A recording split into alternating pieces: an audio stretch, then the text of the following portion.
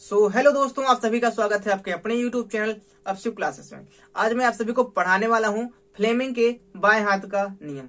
यह आपके लिए बहुत ही इंपॉर्टेंट है। ठीक दोस्तों, तो चलिए हम इस वीडियो को शुरू करते हैं। सबसे पहले मैं आपको समझा दूं दोस्तों, जब हम फ्लेमिंग के बाएं हाथ का नियम पढ़ेंगे तो इसमें देखिए हमको क्या यूज होता, तो हम इसमें क्या समझेंगे चलिए बताते हैं आपको।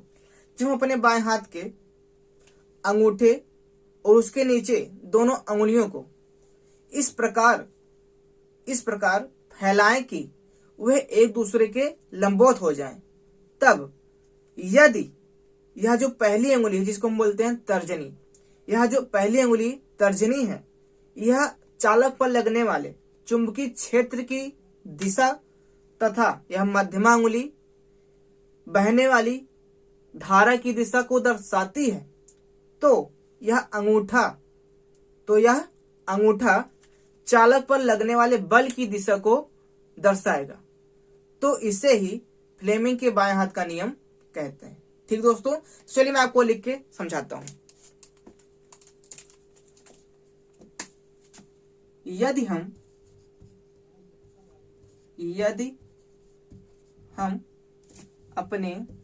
हम अपने बाएं हाथ के अंगूठे तथा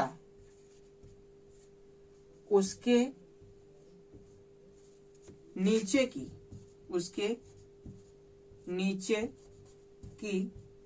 दो अंगुलियों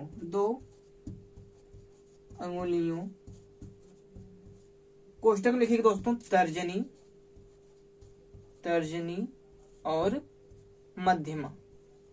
तर्जनी और मध्यमा को इस प्रकार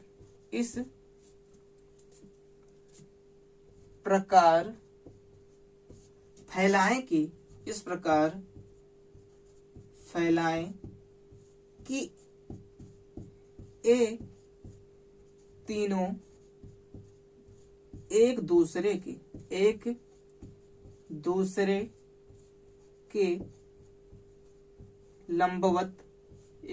के लंबवत हो, तब यदि पहली अंगुली का मतलब दोस्तों तर्जनी, पहली अंगुली चालक में लगने वाले चुंबकीय क्षेत्र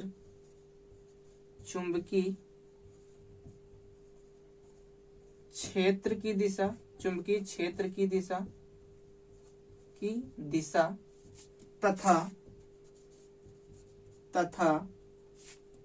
मध्यमा अंगुली धारा की दिशा, विद्युत धारा की दिशा को दर्शाती है,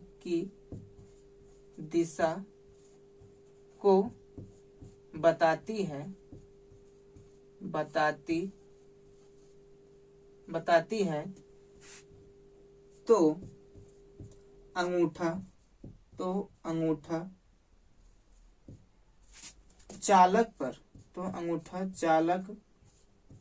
पर लगने वाले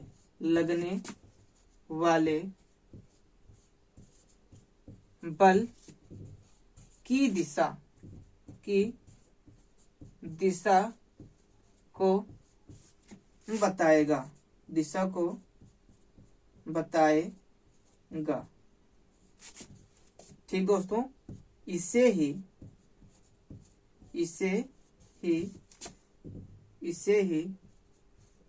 फ्लेमिंग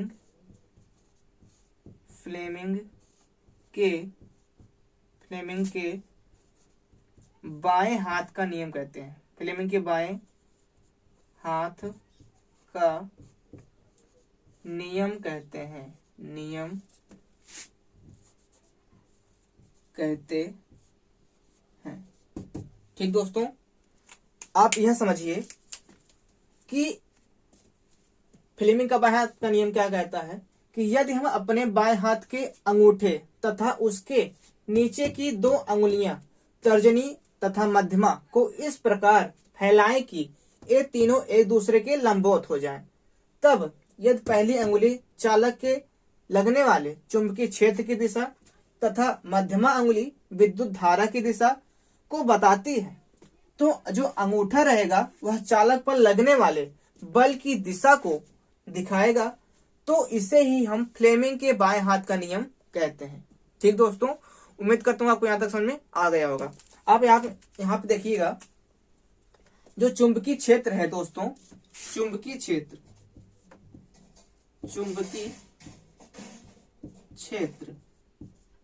इसको दोस्तों हम लिखेंगे बी से। ठीक, उसके बाद धारा को लिखेंगे दोस्तों स्मॉल आई से, और जो बल लगेगा, बल को आप तो जानते हैं कैपिटल एफ से लिखा जाता है। ठीक, इसका क्या सिंबल है, प्रतीक है। ठीक दोस्तों, तो अगर आप बाएं हाथ की अंगुलियों को बनाएंगे तो इस प्रकार से बनेगा। ठीक, इस प्रकार से अंगूठा ऊपर की ओर रहेगा और जो मध्यमा अंगुली रहेगी वह हमारे सामने की ओर रहेगी, और जो यह तर्जनी अंगुली रहेगी वह इस दिशा में होगी। ठीक दोस्तों, चलिए इस चित्र को भी हम बना देते हैं। ठीक दोस्तों, छोटा ही बनाएंगे, समझिएगा आप।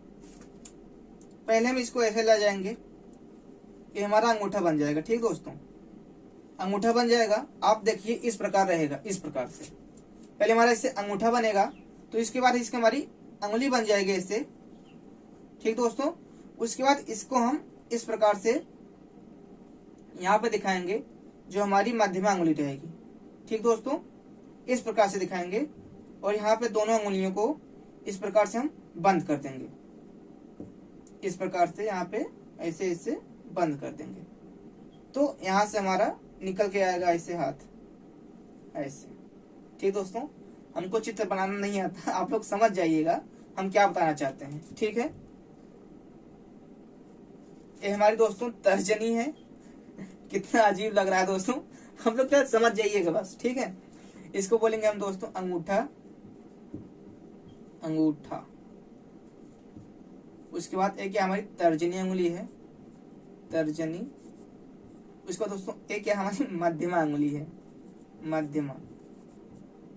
ठीक, तो उम्मीद करता हूँ आपको इतना समझ में आ गया होगा।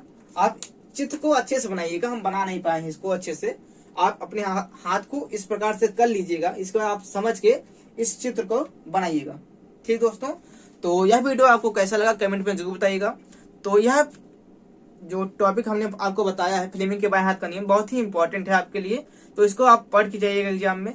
तो चलिए मिलते हैं नेक्स्ट वीडियो में फ्लेमिंग के दाएं हाथ का नियम के साथ। जय हिंद।